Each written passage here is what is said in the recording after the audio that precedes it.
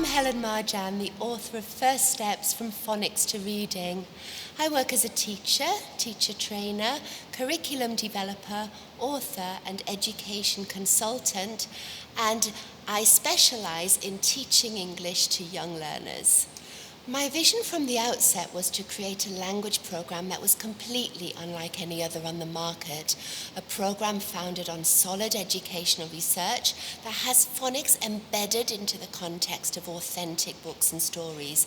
And I wanted to provide young language learners with the opportunity to enjoy lively and meaningful books and stories that would really pique their curiosity and would be rooted in a wide range of age-appropriate topics which they could really relate to and explore. It was also really important to me that the books that formed the core content of the program expose the children to different cultural contexts and characters from around the world.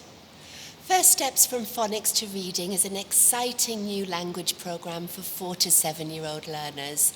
If I were to try and summarize in one sentence what makes it unique, I'd say it's a combination of its content and its approach. The program has 3 levels and comprises 75 original reading books, 3 program guides, 3 activity books, and over 300 flashcards.